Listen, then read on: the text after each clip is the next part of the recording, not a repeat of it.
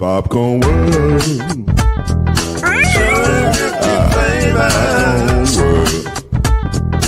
Popcorn world. Yeah.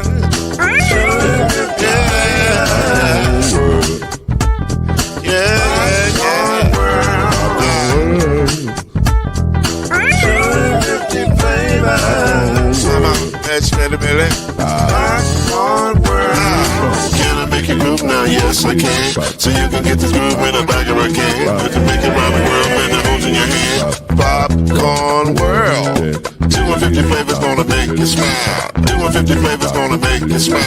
250 flavors gonna make you smile. I said popcorn make you smile. Ah.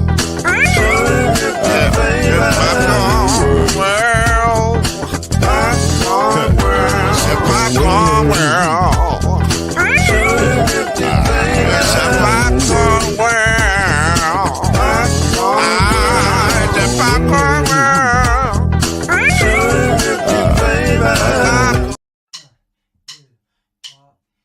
You're now listening to BLEAV in the ACC with Heisman Trophy winner and Florida State legend, Mr. Charlie Ward, Wave 3 TV, and Fern Creek Hall of Famer Kendrick Haskins, and Mr. Talking Noise himself, and of course Mama Noise's man, Lloyd Spence. And now, it's time for BLEAV in the ACC.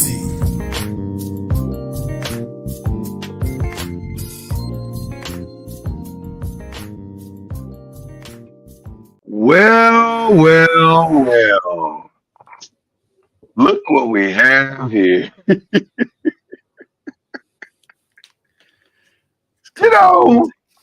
We left last week excited about the changes that were taking place in college football. Going to have a 12-team playoff. Felt good about some ACC teams getting in. We were thrilled at the prospects of change in the landscape of college sports. We had no idea we'd be here today. Ladies and gentlemen, Bill is a Tar Heel. That is Kendrick Haskins. That is the great Charlie Ward. I'm Lloyd Spence. This is BLEAV in the ACC. And our podcast just changed overnight. Right. To say the least. Before we get started, big shout out to SMU and Clemson for crashing the college football playoff party. And now we're gonna get out of here. We're gonna get to all of that because that was our lead story. That's where we were starting. We had a whole separate banner. Look at this. We had a whole separate thing. We were ready. Look how exciting that looks. Then we had to pivot last night and do that. That's Needless to say, so much to talk about. As well, listen. Wait a minute, Charlie. Can you? Yeah, That's a nice shirt, Charlie. very nice hood. And God bless you for winning it. It's amazing. It's exciting. It's one of one, actually. And that was a Charlie Ward humble flex. It's not often you can flex without even saying a word. Charlie, you are the man. I don't understand it. What do you mean? Really? Okay. You're right, Charlie. I don't. By I show don't of understand hands. it. Okay, by don't. show of hands here on this podcast. Raise your hand if you have a Heisman shirt that was given to you by the Heisman people. Exactly. Does that bring clarity to it, Charlie, or do you need more? No, I still don't understand. Oh, that feels like willingness at this point. Well, speaking of things we don't understand. Charlie's good at playing innocent. Oh, yeah. Speaking of things we don't understand. We heard some of this. Was it Friday or Saturday when this started leaking? Started percolating Friday. Friday. It started leaking out Friday. Hey, Bill Belichick had a meeting with North Carolina. Everybody's like, really? For what? Like is I'm it? one of those though. As soon as I hear that there's interviews, I'm like, well, he's going to be hired in the next few hours. And so once So I you heard would it was think? me, So you I was thought for just, sure this was a possibility? yeah. As soon as I heard it was when that news gets out, Yeah. and then I'm like, because I mean, Right. There's normally a process. Like, yeah, both sides had to agree for the news to get out, and so once that news got out, I was like, it's a matter of time. And so well, when it became official, I was past the part of being surprised. right. Well, Right. listen. For me, it's always the second meeting because the first meeting is just can be whatever it is. But when they have the second meeting and it's 5 hours, now we're just crossing. Now we're just crossing T's and dotting I's. Right, and Yeah. when I first Yeah. heard it was a 5 hour meeting, I was like, oh, well, that's good. Yeah. At this point, we're just dotting I's and crossing T's. But still, it doesn't make it any less shocking. And then when you start to hear the reasoning behind it, it makes it even more shocking because you're like, how did you come to that conclusion? So obviously, let's dive in. So apparently, this is a school where Bill Belichick's father coached at in the 1950s. So he is not completely unfamiliar with this environment. And so I'm sure he's had relationships with them ongoing probably throughout the years. But to hear him say, I'd rather go, or I'll be willing to go to North Carolina instead of holding out hope for an NFL coaching job where he can go back to the NFL and break a record that he's only 14 games away from breaking, or essentially, let's say 2 seasons. This is a little surprising because obviously, in my humble opinion, Kendrick and Charlie, he has sent out some exploratory balloons or exploratory teams to find out what the temperature of the NFL is to him. And apparently, he probably has not gotten a good rapport. Now, you could argue some of this may be because of the, dare I say, frothy relationship that he now currently has with Robert Kraft. I mean, they cool, but they ain't like cool. Right. You know, right? It ain't what it used to be, right? And so maybe Robert Kraft. Now, this is us surmising. This is not sources. This is just us, as I like to say, looking at tea leaves. Maybe we're speculating. There you go. That's the word I'm looking for. Speculate. Right. Maybe Kraft has put a word out privately to owners. You will have success, but you will lose control. And do you want to lose control of your franchise? And so these are men that have amassed billions of dollars, and control when you have billions of dollars is everything. And I'm looking directly at you when I say that, Jerry Jones. And John Mayer to some degree. Some degree. Right. So I gotta believe for him to abandon something that I know he would like to have, which is the NFL winning his coach record.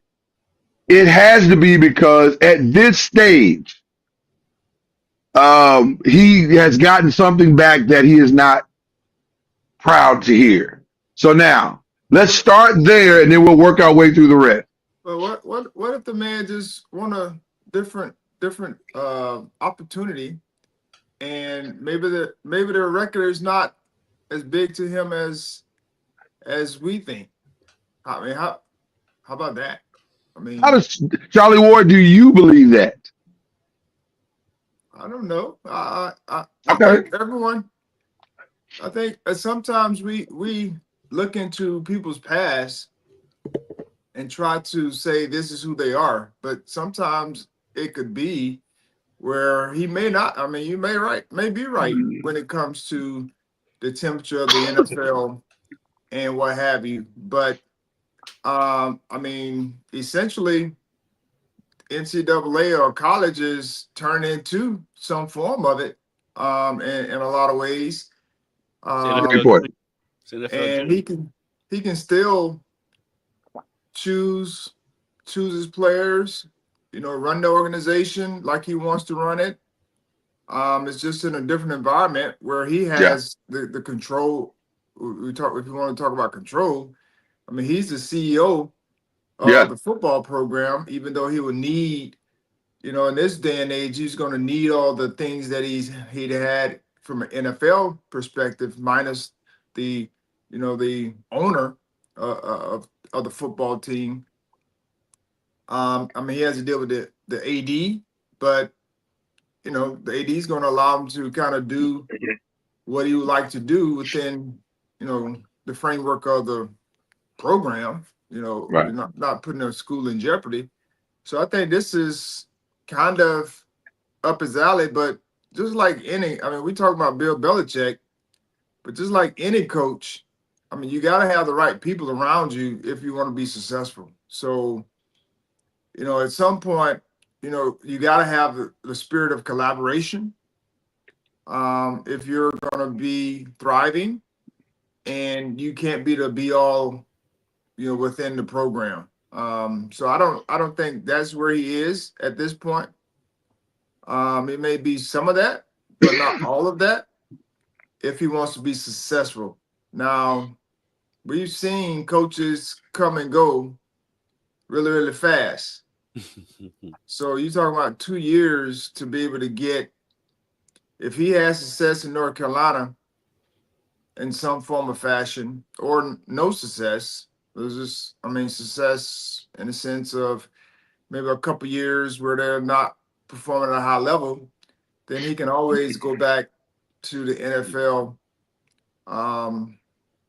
if a opportunity presents itself. Well, stay there for a second. Stay there for a second, because this is where maybe you and our paths diverge. Because two things you said, he can always go back, and also he's given up a measure of control, and this is where our paths are diverged. Because in my humble opinion, he has not given up the desire to be in control, because otherwise he wouldn't have taken this job. This job, he is going to have, like you just said, complete and total control. The AD the only thing the AD is going to do is sign the final purchase orders. And other than that, that'll be about as much control as the AD will have over the football program in North Carolina. That's most programs, though. Right, 100%. He will be Nick Saban. He will be Kirby Smart. He will run that program from top to bottom. And I think that is what was or is the quote unquote fear or hesitancy of an NFL program, Kendrick, is that they don't want to surrender as much control as he wants to have.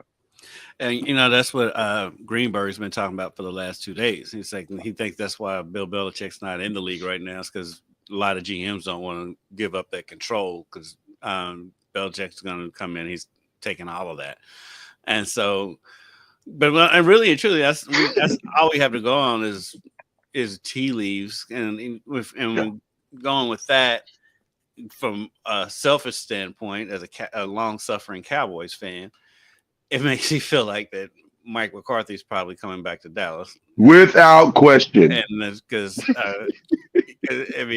without question, there's who else is out there besides Belichick that So I think I want to ask you this question, Kendrick.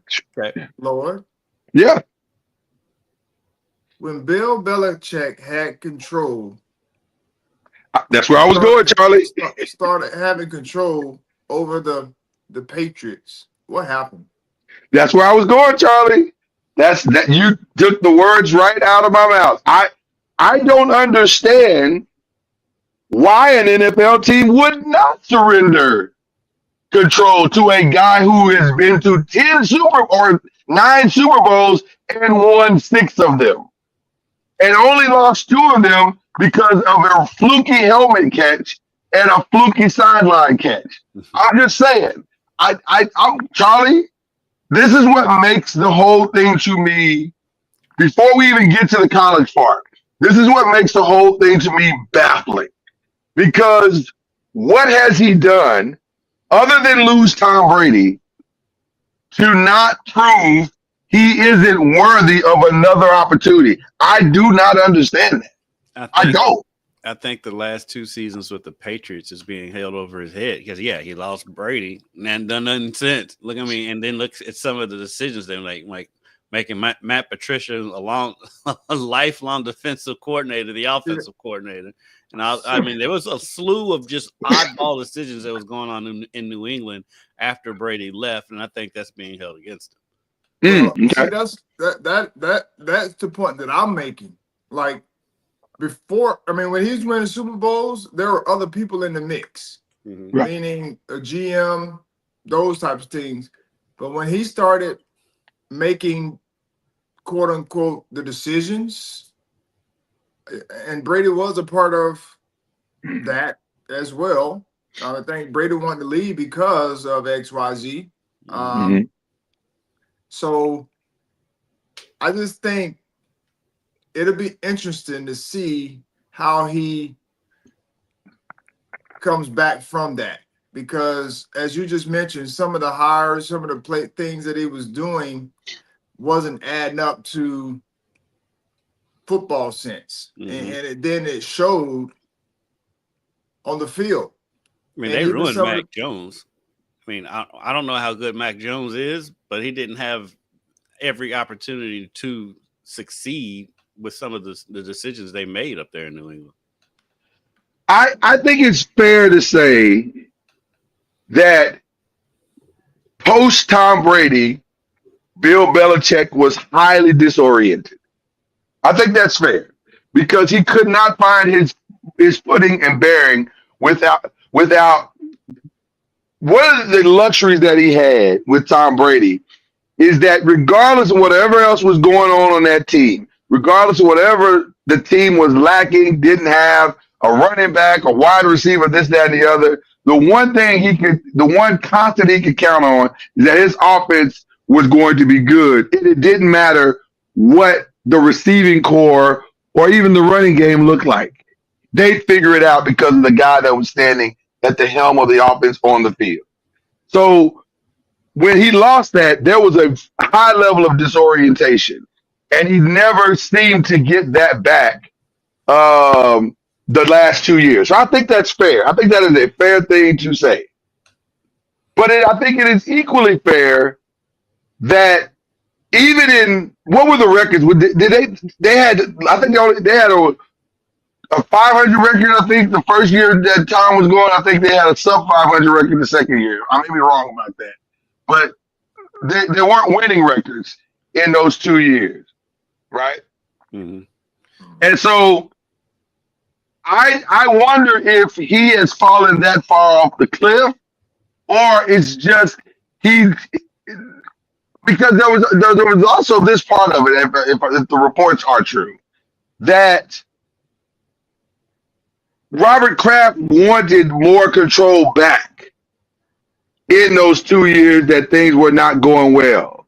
And so that's probably how the Matt Patricias and started coming back, because there was a familiarity with those guys, and let's see if we can, get some things that worked in the past back or whatever. So it makes you wonder, how much control did he really have at the end? I don't know. I honestly don't know that part. No, I don't know, but I think Tom Brady leaving New England and immediately winning a Super Bowl, and then B, the Patriots also disorienting, right? Struggling the way they did. Like I said, the weird coordinator decisions that were being made. Yes. I think all of that has owners and probably GMs too thinking like, okay, this guy comes in and he's gonna, if all the reports are true that he wants total control of everything, why would I give total control of everything with the way the last few, all I can go on, yeah, he's been great, but I've got to go on most recent history, and the most recent history hasn't been too far. So Charlie Kendrick, is that an overreaction by the NFL? I don't think so. I Okay. mean, this is like anything else. I mean, you have to choose people that you feel comfortable with leading your organization. And if that is not the case, then you don't do it. So no one has thought that much of it to bring him back. Mhm. And now he has his new opportunity in college to help, I guess, continue his winning ways. So I guess for him, regardless if it's the NFL, the NCAA, he just wants to be able to have an opportunity to coach, one, Mhm. two, rebrand himself. He is Bill Belichick, but also be able to rebrand himself. And as we mentioned, college sports is getting really close to NFL and professional sports in some No form. question. So it's not a far-fetched difference between the two. So I'll just be interested to see like who he brings on as staff, because that's going to play a big part in recruiting. He can go, yes, he will be able to go into homes and sell people because he's Bill Belichick, and a lot of people know who he is and want to be around him and probably potentially want to play for him because of his ties to the NFL and his success. So he'll get recruits based on that. Off the jump. I'll just say that we'll start. Year one. It'll be that way, and hopefully he'll have the success. And if he does have success with recruiting, then he'll go a long ways. But just like any program, you got to have the right coaches and the right quarterback. Just So FYI. so let's stay there for a second, Charlie, because now this is where it gets gooder and gooder, as my old grandpappy used to say. It's gooder and gooder at this point. So to recap, for those of you who have not been awake, the North Carolina Tar Heels fired a 73-year-old coach to hire a 70-year-old coach, 72. uh, 72-year-old coach. Belichick So is 72. Yes, sir. yes, Oh Lord.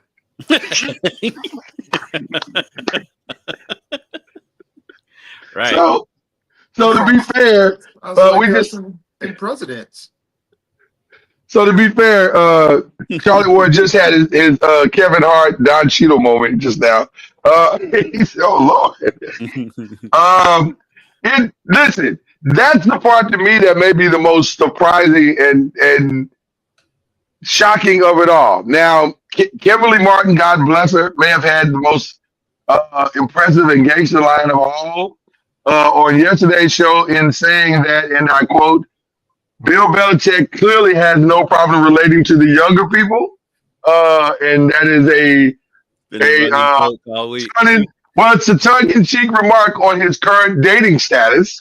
And I'll just say, He's not married. no. Are they engaged?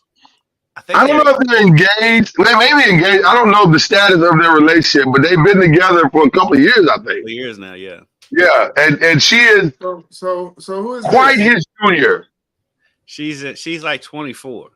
Yeah, she's quite his junior. What? I love breaking this news to Charlie. So we have a couple of breaking news stories to Charlie this morning. Yes. Yes, So let's go. he is dating a young lady who is, I believe you are correct, Kenny, in that she's about 24 years old. That is crazy. Well, it is unique in every way, Charlie. Like I said, it proves he can recruit the younger generation. He has no problem recruiting the younger generation. Apparently, he does have a level of relatability. But that's out there. So now you are parent A with 5-star player B and Bill Belichick comes to your house with that on the table, I'm just gonna be honest with you, man. I'm just gonna be honest with you, man. That is a wildly uncomfortable recruiting trip. Because His parents ain't gonna care. Bill Belichick coming there with his Liberace 6 rings and all that. Get all of that. he would have to. He would have to because I don't know. To me, I know North Carolina feels as though they have made the home run higher. I know they are just dancing in the streets in Chapel Hill. If I am being completely transparent here, and we try to do that every time we open the studio doors of Believe in the ACC, this does not feel like it's a home run. It feels like a gamble that could pay off if a lot of things fall in place. And I mean a lot of things have to fall in place properly for this to work. But this hire is this hire is no different than any other hire. When it's all Charlie, you know that's not true. You know that's not true. It is true. I mean, Right we don't now, know. Charlie. We're speculating that what he has done is not going to transfer over to college. Charlie, there's a reason why people don't hire 72-year-old coaches, and there's a reason why he's the only one. He's the oldest coach in college football now. He's the only 72-year-old coach. So you're going to tell me if Nick Saban decided to come back and coach, nobody will hire him? I think the difference being it's recent success. So it's not the age. College level. It could be the age with Nick too.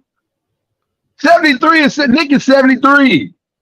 So I'm just saying. So you saying if Nick Saban decided, hey, I want to coach again in college, nobody will hire him. I mean, because he's 73. There's top 10 programs that have fired their current coach. That's 100. That's my point. So it's really not about the age piece. It's we don't know. Like he may, and then again, Coach Bowden coached it like he was 80. But yeah, I mean, it depends on how the game ages you. You know, and you're talking about him dating a 24-year-old. I mean, so of course he has something. He feels young. To where he has a little spunk. Has a little spunk about himself. So I mean, you know, it's one of those deals where he's got spunk. He could continue. He can continue at least 5 years. I don't know what the contract looks like. It's a 5-year deal. It's a 5-year deal. So he can call us Bluetooth. No, that's 77. That'll help keep it from aging too early.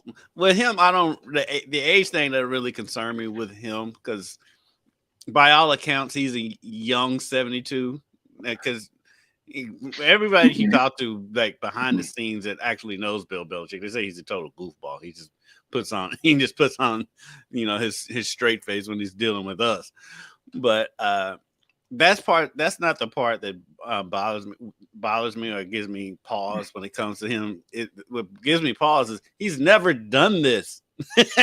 And he's doing it at 72. That's the part that concerns me more than him being 72. He's never dealt with recruiting. I mean, you can't coach an 18, 19-year-old kid the same way you coach a 25, 26-year-old man. But I think I'm not sure in that area as well. Huh? But I'm okay. I'm going to say the quiet part out loud.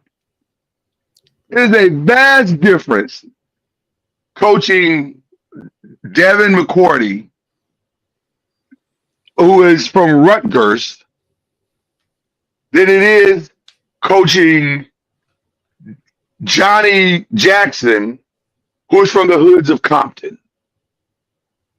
and has not had time to refine and mature, and you know that is completely different. Those are, and they require two totally different skill sets. So go even further with that, Lloyd. Coaching, dealing with player at the NFL level, you're dealing with the player and the player's agent, and probably more the agent than you are really the player when it comes to the business side. College, Right. you're dealing with player, agent, mama, cousin Nook. And it's a totally different skill set. Yeah. And like does he may have it? We don't know. We don't know. We don't know. It's Like I said, he has to make sure. He has to make sure that he has the right people around him. I mean, and that's with every coach. I keep saying this. I mean, that's with every coach. The coach, Here you twang. the coach is the head of the program, but you got to have people that are going to be the hands and feet of the program, and you're going to give them the direction and those types of things, and that's where the success is going to lie. Because if you can get it, you can help get people in the door by who your head coach is, but you got to be in the door. Right. And the other thing we will find out is how relatable he is to just the general student, or player, I should say, at the university, because kids still need father figures and those types of things, and so I don't know where he is in that arena when it comes to being relatable. I think he'd be all right on that part, on that end. But we'll see. We'll see. I'm scheduling right now us BLEAV in the ACC to open our football season at the UNC pep rally where Bill Belichick will address the student body on the future of UNC football. I cannot wait for that. Glad everybody's here. So we're on Cincinnati. I just looked at what I didn't know I had that in me. I know that's fantastic. What is his son position? Like, what is he? His son is he at Oregon right now? I think that's where he is. You may be correct on that. I honestly do not know, but I shout out to Antoine Ray there with a phenomenal comment there, and that may be true. No, I've heard that. I have heard that. Yeah. I don't know. That I to heard me, that. that sounds more believable than anything else. He does 5 years at North Carolina, establishes the program and foundation, and then hands it off to his son. Makes a lot of sense. I wouldn't doubt if he didn't do 5 years. Right, he may not do 5. You're right. Washington, yeah, you're right. Washington. I knew it was over on the West Coast somewhere in the Big Ten. Yeah, he's at Washington now. He just did his first year over at Washington. He's been around. His son has, but he's been under Bill the whole time. He's got his 1 year away from him. I mean, kind of feel like his son needs to kind of spread his own wings, but we'll see. Well, I mean, but you know what? If you can help your son out, I'm not mad at a little nepotism. And his son might be fine, but I'm just saying, it's like I feel like his son could have. I felt like his son kept coaching and got away just to spread his wings, and now he's kind of like going back to the nest. My concern is his son has a mullet, right? He wears a mullet. Yes, is that correct? Yes. Okay, so is that a relatable hairstyle in 2024? It is these days. He came back. Okay, I don't know. I'm not a mullet expert. I don't know. Anything is relatable in these days. Right. Well, it'd be interesting to see. I mean, it's a good topic to talk about, but the crazy thing is, and I love Dan Orlovsky. He's one of my favorite guys on ESPN. But he's already talking about college football playoff and all that stuff. I'm like, man, pump the brakes, dude. Let's get the contract signed first. for you to think that there's not a learning curve for this, right? You wildly missed the mark on this one. I think anybody thinking that he's going to come in first year and dominate. Because Hampton, their main offensive weapon is gone, right? That is correct. I guess he could come back. Right, he may change his mind. That's a great point, because I'm sure he was not aware that he was going to miss out on an opportunity to be coached by Bill Belichick. So he may come back. That is a great point. But he had Mac Brown as a coach. Who's an That offensive did coach. well, right. And by the way, is a good offensive coach. One thing that North Carolina did not struggle with in the time that Mac Brown was there was putting up points. They just couldn't stop anybody. Now I Right. feel like it's going to be vice versa. Probably going to be the opposite at this point. Because like Tom Brady, I mean, part of what makes Tom Brady great to me is when you look at his list of receivers that he threw to over his career, outside of the outlier with Randy Moss, and prayers up for Right. Randy. I mean, Yeah, very much so. Yes. I mean, he's throwing a Gronk who developed into one of the greatest tight ends ever, but it was Gronk and Troy Brown, my boy Dion. Not exactly. To the pod. Not exactly. Yeah. Not exactly gold jacket guys and good guys. Don't even get me wrong. I don't want to diminish their careers, but he wasn't throwing to Jerry Rice, and so No. that's the part of me that, to me, that's part of what makes Tom Brady great. He's like he was doing this without, and then he name a running back. Name his running backs that he had. I mean, I barely remember any of them. If I'm being honest, I barely remember any of them.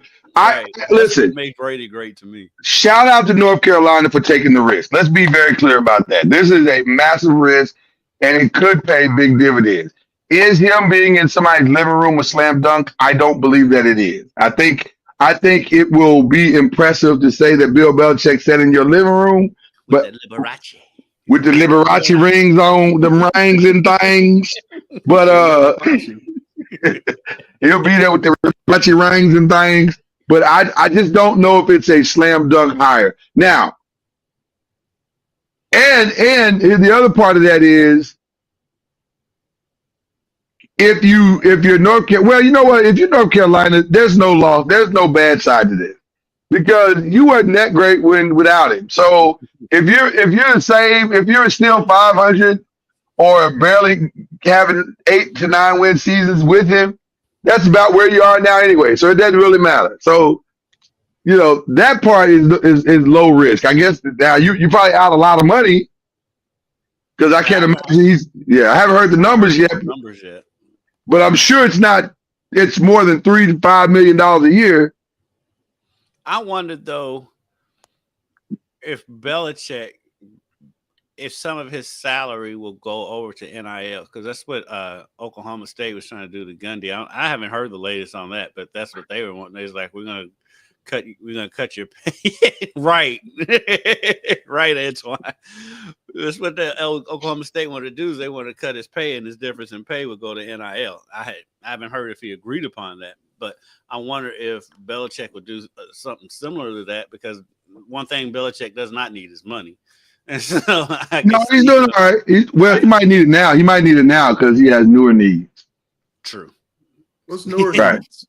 24. I mean, 24-year-old, you got to pay for that, Charlie. You can't just. What do you mean?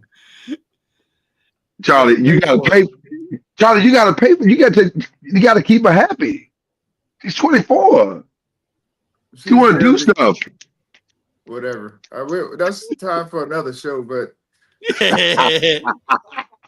wine. I don't see him being a money type guy.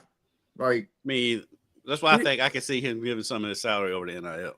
Yeah, he just seems like he's easygoing. He does take vacations and those types of things. I'm not saying that, but it doesn't seem like a really, really flashy guy.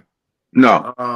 From the outside looking in, and so whatever, not whatever, but you know he'll receive a nice salary, but I don't think that's the biggest driving factor. I think he has other things that he want to accomplish besides how much money he's going to make. Well, I'll say this. If he wants to win year one, they're going to have to pay for it. They're going to have to absolutely pay for it. Like, the checks are going to have to come to get people to North Carolina. That's no shade on North Carolina. It's just the reality of where we are in NIL. That's every school. Exactly. Which brings us to a nice segue as we review the new transfers that are going on. Charlie, you'd be the perfect person to ask this question to. So,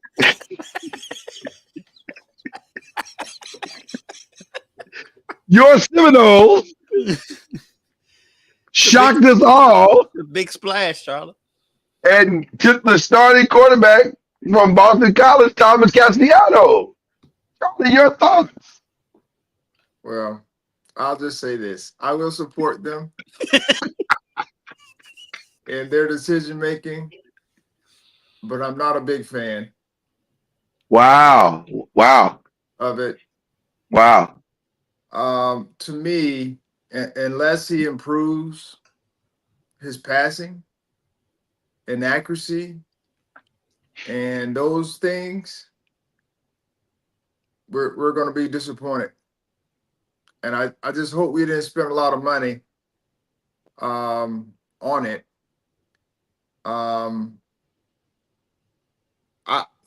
This is me from outside looking in.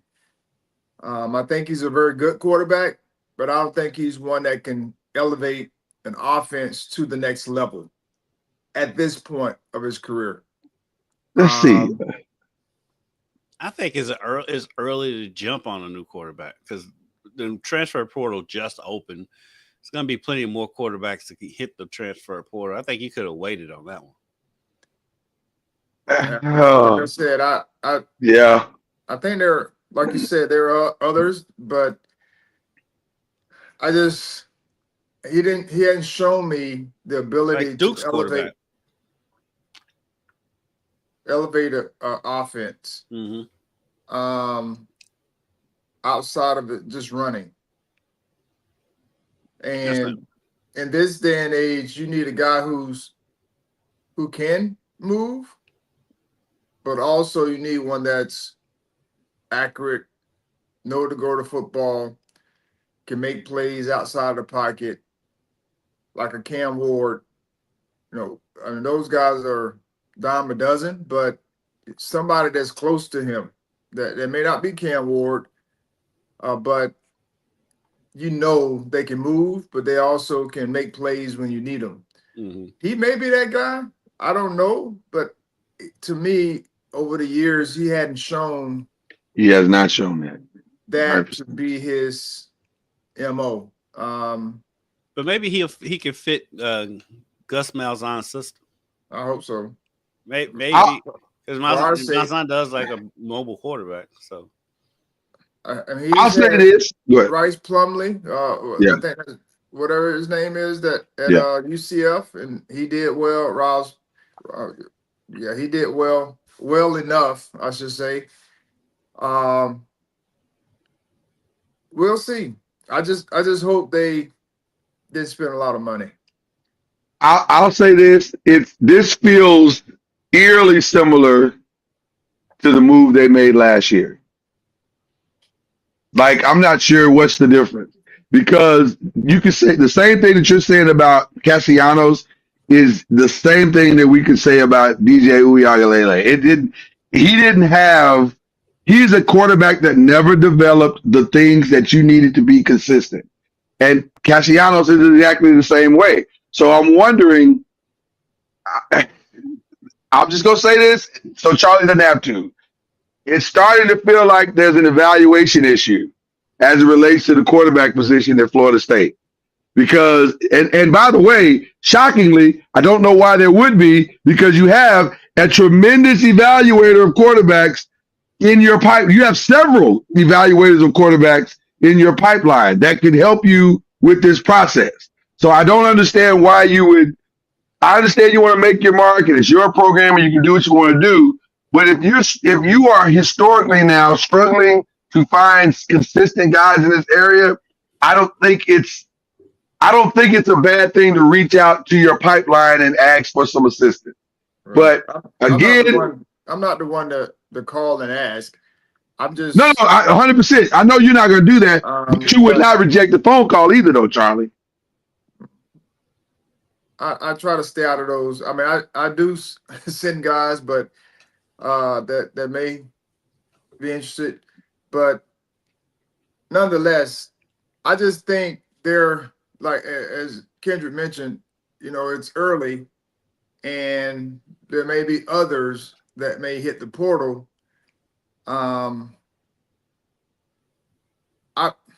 I just don't know if this is the right thing for us right now. To get us over the hump. He may So be great. let me ask you about two guys real quick. And this is all ACC relevant because Kendrick said it. Malik Murphy hit the portal. Also, Fernando Mendoza hit the portal. Would those have been better options based on what we saw this year than maybe Cassiano was? Yes. Yeah, especially Malik. Yeah. And I don't know what they were asking. I know even Mendoza to me was solid, but I don't see him as a Malzahn type of guy. Malik feels like he fits it. Malik feels like he would fit Malzahn. Has Haynes King? I don't know if Malik is a runner because they like to run the quarterback, which I'm not a big fan of. Like on counters, you know, if you got that type of player, then yes. But if you don't, I'm not trying to run the quarterback that way. But I'll be interested to see how they handle Castellanos? Castellanos, yeah. Yeah. I think the L is silent. Castellanos. Yeah, Castellanos, yeah. So I'll be interested to see how they handle him, and you know, who else? Because I mean, we're talking about him, but who else is going to be there? Well, there's one name There's one name that I haven't mentioned. I don't think he's landed yet. I could be wrong, but you guys correct me. But this guy is also in the portal. Right. Now, let me be clear. His price is not. I'm sure it's not cheap. Right. Because everybody saw what he did in that Georgia game, so I'm sure his price is not cheap. And maybe he outpriced himself to come into Florida State. I don't know, but he is out there. Haynes King would be a good fit in Michigan. I think Haynes King would be a good fit in a lot of places. He's gonna have his pick of where he wants to go for sure. But he has to improve his passing. 100%. He's strictly a runner. 100%. I mean, he's okay passer, but not one that's going to elevate a offense to go to the next level. That's the thing I keep trying to bring up into all of these things. You know, when you're looking at quarterbacks, you need one that can elevate an offense. And if you're trying to get to that next level, right? Where if your offensive line is not really, really good, how can that quarterback elevate that offensive line? If your wide receivers aren't like the best, how can you make them better? Whatever that looks like. And so, of course, there's some of that's coaching as well. But, you know, the quarterback position, you need that guy that, you know, let's look at Cam Ward, for instance. I mean, we said this, not this past season, but the year before, Miami was just like a quarterback away. I mean, they were playing with all these other guys, and they were struggling with those guys that we didn't know. And then Cam Ward comes over, and they're 10 wins, you know, whatever the number is. And of course, their defense fell off a little bit from the year before, but he elevated the offense or the team enough to be able to win games, you know, late. And so I just think those are the type of quarterbacks, you know, if you're going to get to that next level, and then they have to be a top name guy, but you need someone that has that gene, as one of my players said yesterday about a guy having a clutch gene. But yeah, got the clutch gene, you know. It's, you know, you got to have those type of clutch genes, and I don't know. Have we seen him like take Castellanos, take his team to that next level? That's just my take. I think Boston College kind of took off after he left. Yeah, I think Haynes is leveraging that Georgia game. And by the way, he played about as well as you can play, but he's Taysom Hill right now. He is the college version of Taysom Hill. And I don't know how far a team can actually go with a guy who has it appears, again, we're just going off this one season. It appears he has very limited passing skills. Like he doesn't read particularly well as it relates to the passing game. If a guy's not open, he doesn't really hit him well. So it's his wide open. I can hit you wide open, and I can run the ball well. So if you want to run that offense, then, but he'll end up somewhere high profile probably. Definitely. Yeah. So I think he definitely. what do you guys think about also Darian Mensah, who was Tulane's starting quarterback, now is at Duke. So they were. See, to me, I like him. Yeah. And I like Duke picking him up. I think that was a great pickup for them. 100%. I think that's why Malik left. Well, I like him. Mm-hmm. He's a very good quarterback to me. Now, whether he does well at Duke, I don't know, which I think he can because he's very similar to a Malik Murphy in a lot of ways. But he elevated Tulane, gave them an opportunity to win games, made good decisions. He can move enough. So I think I like that pickup by Duke for sure. I think they got better.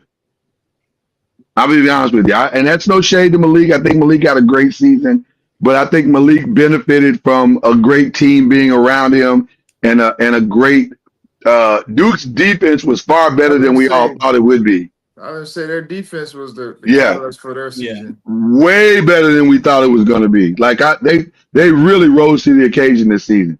But I think they got better with this hire and with this signing.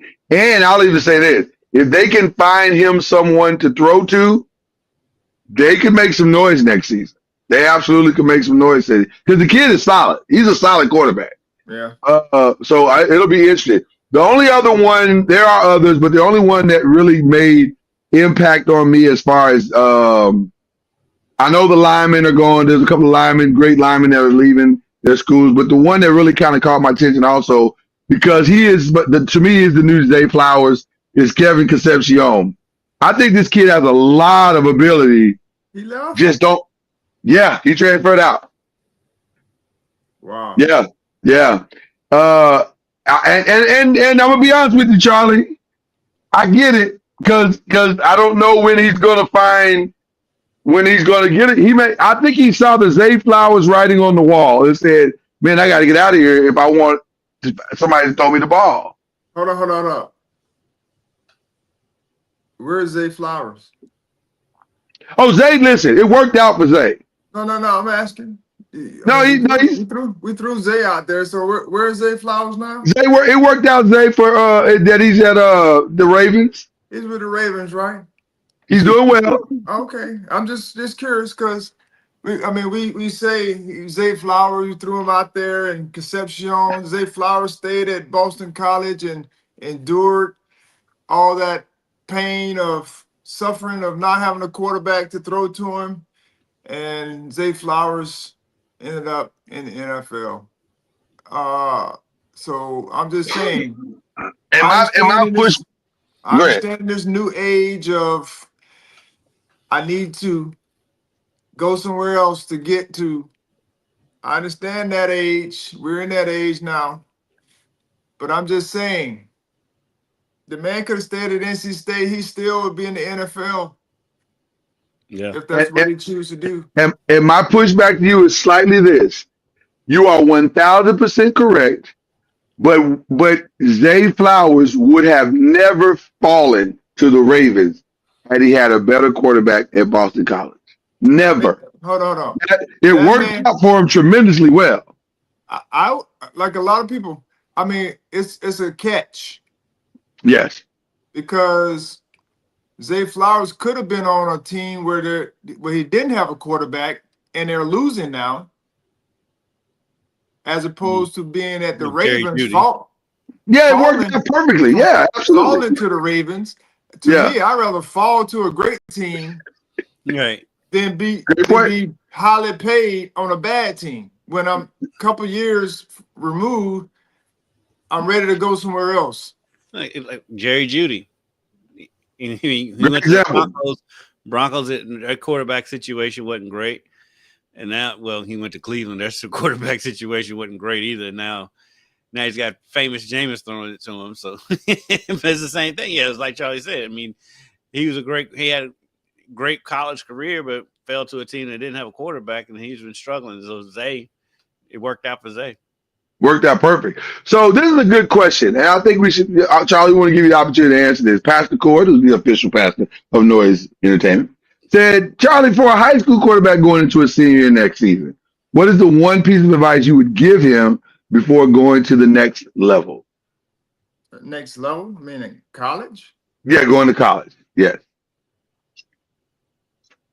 Well, this is advice I always give quarterbacks.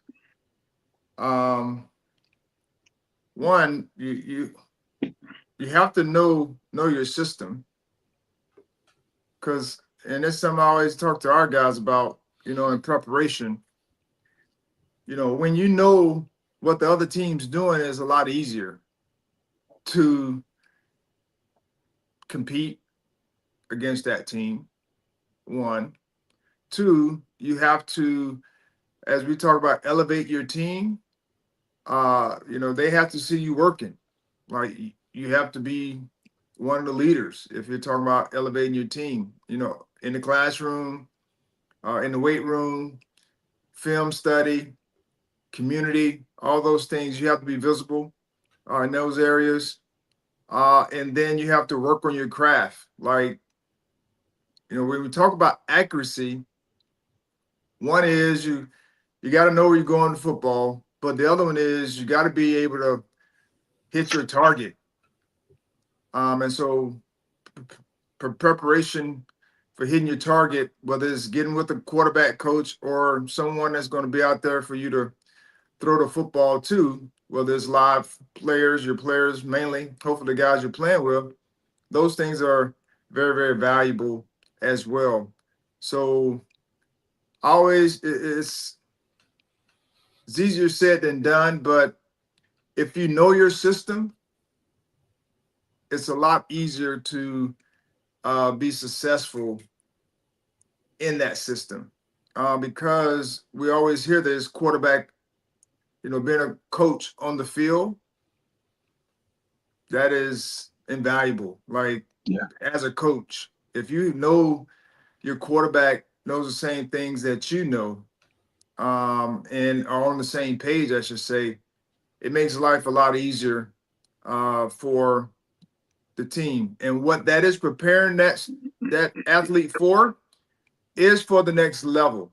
Because once you get to the next level, you're going to have some foundational things that you can continue to build on. And what you do in high school will only put you that much closer to being able to play your freshman year in college, because you're prepared, you're ready. You talk about the best quarterbacks in this day and age, they've done a lot of training in their younger years. Yeah. To get them to where they are today. I mean, you take any of the top quarterbacks, I guarantee you none of them just popped up. Like, they've been training and doing things, in middle school, all through high school, going to different camps to challenge themselves, and seeing what's out there, who they're competing against. All those things are very, very valuable as well. There it is. Nothing needs to be added to that. So we will keep pushing forward, fellas. We saw the CFP, the first 12-team college football playoff bracket was set on Sunday. Did they get it right is the question.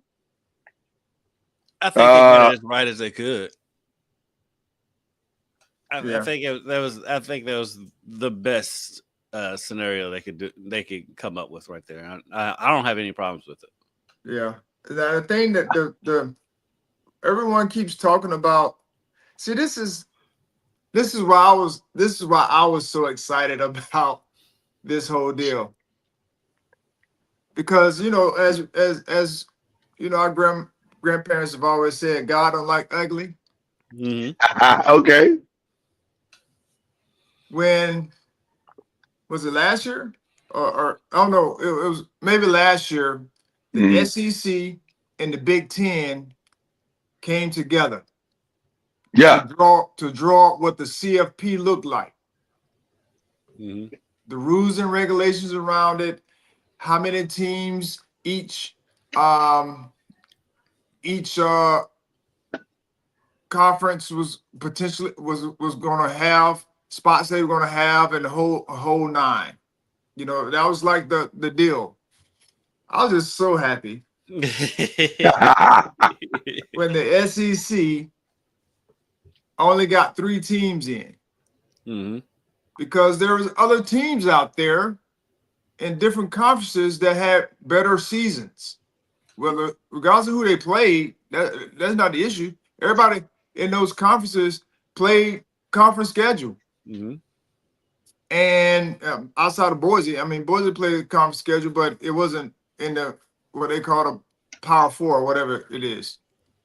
And so I was just happy that they didn't go and not reward what we consider winning in one of the Power Four conferences and kicking a team out that deserved to be in, like they did last year when it was just 4 and they kicked the team out that was deserving to be there. Right. That was in a Power 4 conference, or at that time Power 5, but they didn't go back to the politics. Right. And that was my biggest thing, was we just keep going to the politics of it as opposed to being fair. I don't want to give them a total pass on that either, Charlie, because if SMU had won, Alabama would be in this playoff. 100%. If they would have won, If they would have won, Yeah. they 100%. Yeah, 100%. they got it right because the kid played out that way. It wasn't. Well, Well, shout out to SMU for making it a game, because the other thing to that point you just made is, had SMU not made it a game, Mm-hmm. Alabama still would have been in the playoffs. Mm-hmm. Yeah, they would.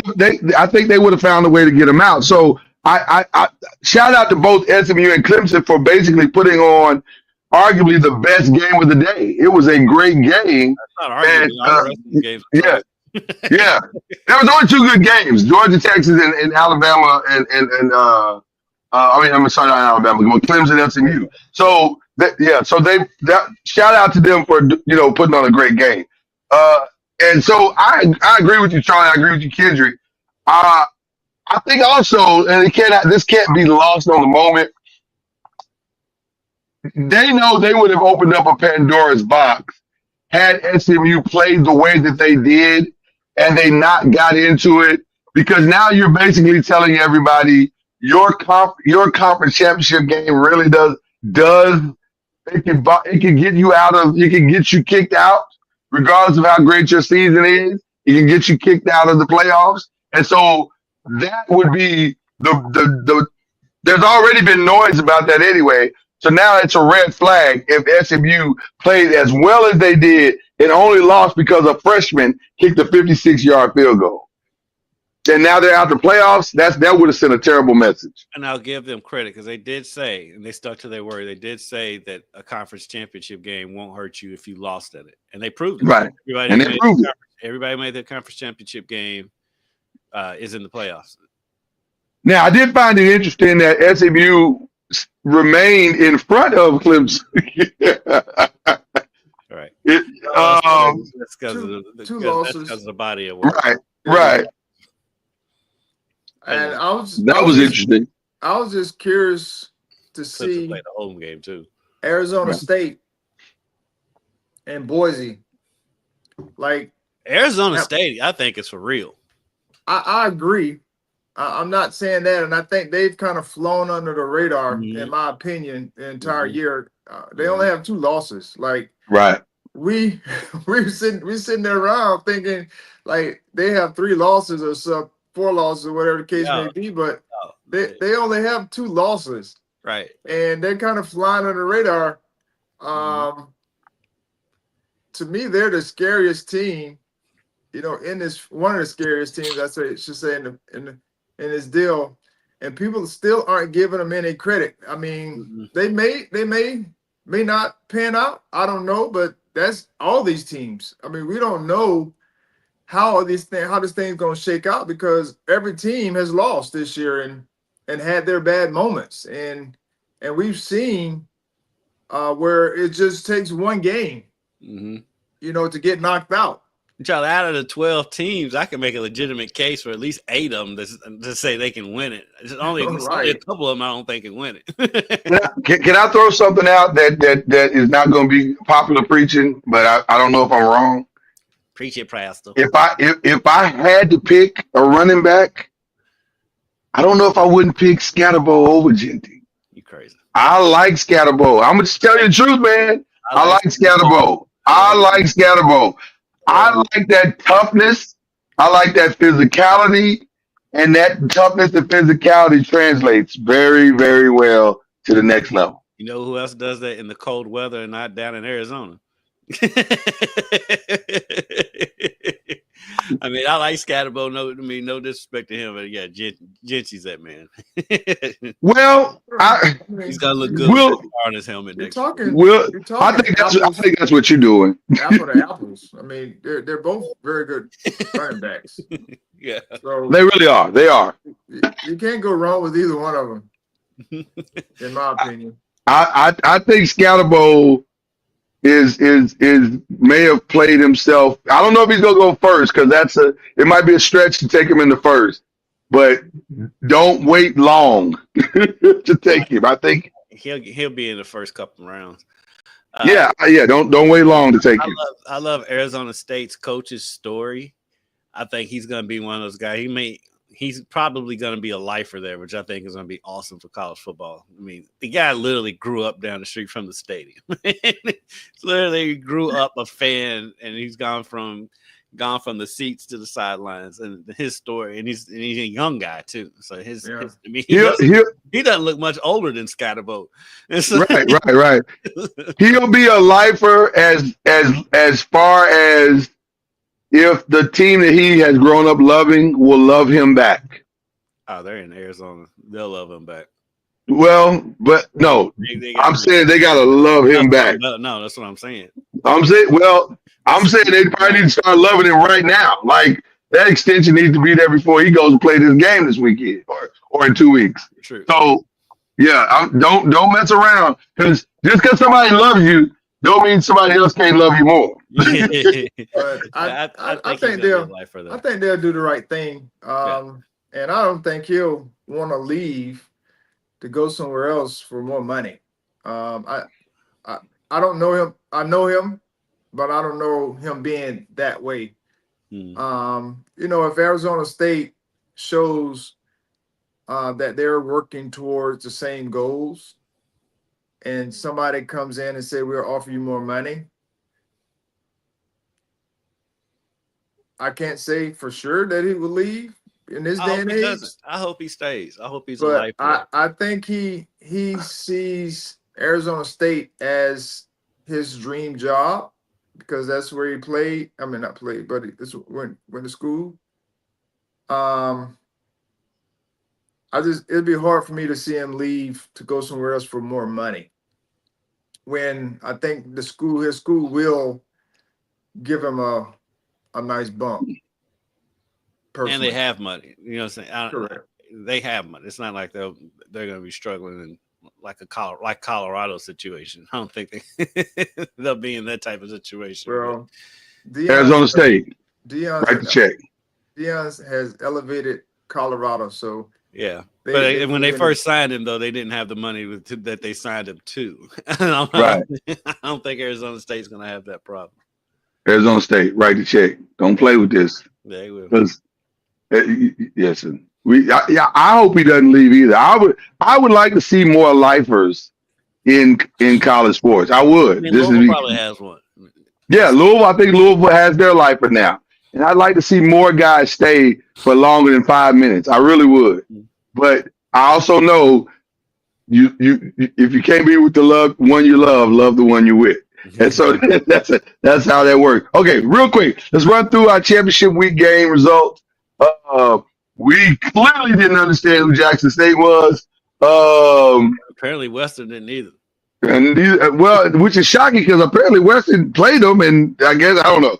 They beat them the week before. They not by that much though. No, they beat them by 2 points the week before, and decided to stop. They could not stop the running game. Jacksonville State had 2 running backs over 100 yards. They ran for over 300 yards in that game. Yeah, it was a wild game. It was the Friday night games weren't great. So who did I pick? I think Charlie's like, just cut through the mess. No. We all got Jackson State on that. We all went right on that. Yeah. I thought that's who I picked. Yeah, but we didn't know. I just was shocked that the score was what it was. Yeah. Yeah. Boise State dominated UNLV. Well, Ashton Genty dominated UNLV. UNLV had their chances late. They did. Boise State's defense came up big at the end of that game. Yeah. I was surprised by this score. This was surprising. This was very surprising. But Army's, like we said, though, Army. You picked Tulane. Yeah. Army was Army. Yeah. Army was Army. Yep. On Saturday, the early games were not the most exciting. Ohio beat up on Miami of Ohio. You got that one, Charlie. Me and Kendrick missed on that one. The home advantage did not mean anything to Ohio. And this ended up being pretty much exactly what you thought it was. If you saw Iowa State the week before and you saw Arizona State the week before, this score was not surprising at all. I wish they would have had another team in that would be probably a little bit more competitive. There's a couple more teams that could have at least competed. They can't. They like slid in through the back door on that one. Yeah, it really needed to have been Colorado or BYU. But it would have been a better game. Lloyd, your time theory failed again. It fell. It actually fell on this one. It fell. It fell on this one.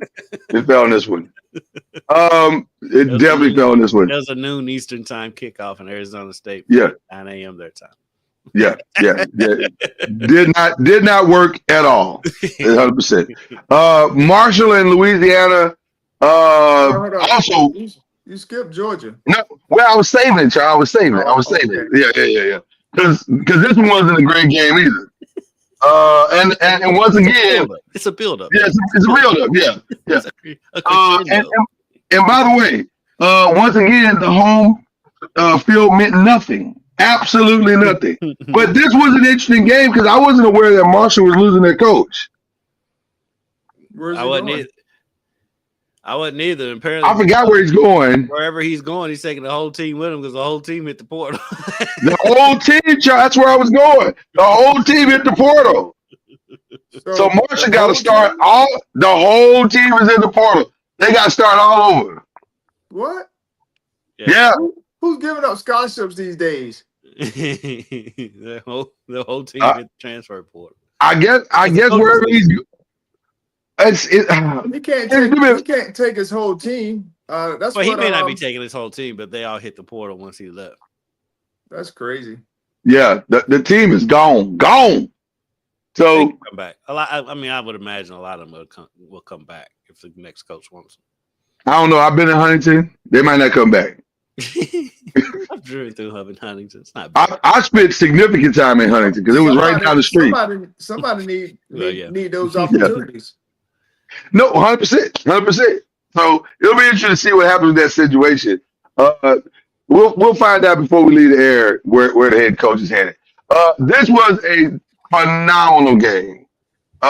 with a lot of highs, a lot of lows, and an interesting ending to say the least. And it set up a very interesting scenario going for the college football playoffs because I would think that barring a miraculous and Jesus-like healing, I don't believe that Carson Beck is going to be playing on January 1st. He won't. Right. And so I mean that one hand snap and handoff didn't give you. can I just can I say something to that real quick? When he ran in the game, it baffled me that Texas didn't go load up the box. I'm like 100. That's what Hope and I was talking about. It's like, what are you doing? There's only one thing this guy's doing. He's there to hand off the ball. That's it. That's the list. And they didn't hit gaps. The linebackers were standing in the end zone. Not Charlie, enough was made of that ending. Right. Charlie, I was stunned. I was like, when he ran in with his arm dangling and swinging, I'm like, I'm thinking to myself, there's no way this play works. There'll be 11 guys in the box. Hey, you know what? If we're being honest, it's going back to Charlie. If you hold up Texas's resume and take off their name, do they make the playoffs? Ooh. But they only have 2 losses though, right? Yeah, but the 2 losses are to Georgia. Right. The only good team they played. but they played the SEC schedule, so they played some other teams that they had to win. Alabama lost to Vanderbilt and Oklahoma. So when you start looking at, and that's my other thing is when you start looking at these teams, and them winning games, it's not easy. Like people think winning is easy. We tell our guys that all the time after wins. Like, hey man, regardless of who you play, winning is not easy because winning is not easy. You can get beat at any moment. So you have to go out and put that on the court, the field, whatever it may be. And so, yes, a lot of these schools do get passes because of who they are and their history. But if that is where you are, you know what I mean? Like, if you only lost 2 games and the 2 games that you lost have been to the same team, one by 15 and then the other by 4 or 3, whatever it is. Yeah. I would say yes, because they're in the SEC, of course. That alone would get you a pass. That's what I was getting at. If you only have two losses. And if there's another team in the SEC that only had 2 losses, outside of playing in the tournament, which I think happened, if there was like 4 or 5 of them, they would have been in as well. Yeah. Regardless of who those teams are. I want to ask another question. Were you as surprised as I was on the limited, as a matter of fact, I'm not even sure he played at all, of Arch Manning in that game? Yeah, I've been surprised by the limited play of Arch Manning for the last month. Because especially in that overtime. It was. He got in one play. I was gonna say, well, we're talking about because my thing is because Ewers is obviously hurt. That's the thing that surprised me. If Ewers is 100%, then it doesn't surprise me at all. But Ewers is obviously hurt, and they're still not playing it. Didn't Arch get the first play in overtime? I don't remember. I remember. He got the first play in overtime. They ran like a quarterback counter for 5 yards. Mm-hmm. Well, then that Charlie speaks to the reason why he should have been playing more because they struggled to get 5 yards all day. So I listen. That's way above my pay grade. I just feel like if you got a quarterback with his skill set there, and he can give you that dynamic difference, why not use it more? I know you got a sense of loyalty to Ewers. I get it. I just in that to me it's all hands on deck in that moment. So especially when Ewers I isn't don't know. healthy. If And he was Ewers healthy, I get it. But Well, he didn't have a great game to me, but whatever. I mean, let's just say this. Before overtime, what was the score? 17, 16 all. 16 all, yeah. So 16 all for 4 quarters. So you can't tell me the defense was that elite. I'm just saying, Charlie. I'm just saying. Some people are gonna walk it was a defensive battle. I don't believe that. Yeah. Some teams may want Carson back to play because he threw 3 interceptions in 3 possessions back to back, like in one drive. I'm gonna be honest with you, Charlie, and I've said this before. I feel so bad for that kid because he should have left last year. He should have left last year when his stock was as high as it was probably going to get. And I do understand the lure of chasing the championship. I get it. I understand it. It makes sense in a micro bubble. But if for his long-term future, it probably, unless they win the national championship, this cost him millions of dollars.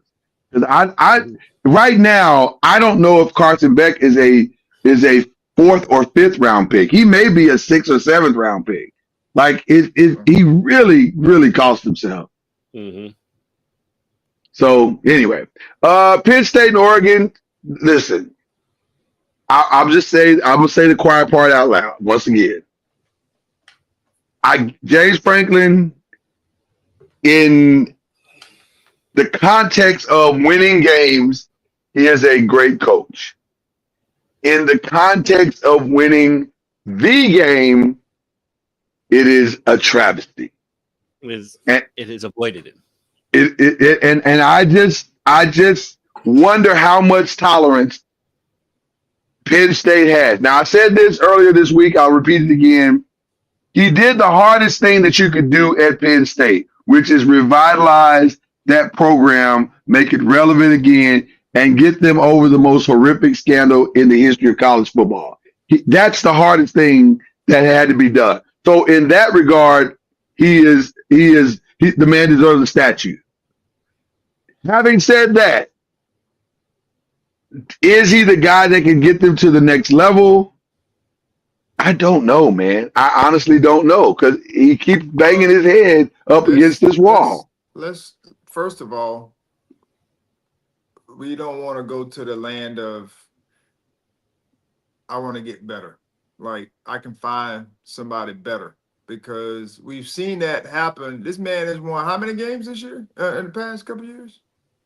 He's good for 9-10 wins every season. 100. So Yeah. we're going to go and fire a guy who's winning 9 and 10 games a year to try to find somebody better. Ohio State better do it. In College Station. I mean, Penn State, of course, yes, but it's in College Station. It's in the middle of nowhere, Pennsylvania. Yeah, it's in Pennsylvania. And I'm just saying, be aware. Like Nebraska did it, and they've been in the dungeon ever since, trying to find a coach to get them back to 9 and 10 wins. And they may have, an outlier here or there. But just the thought process of that, this game here was more of a defensive issue.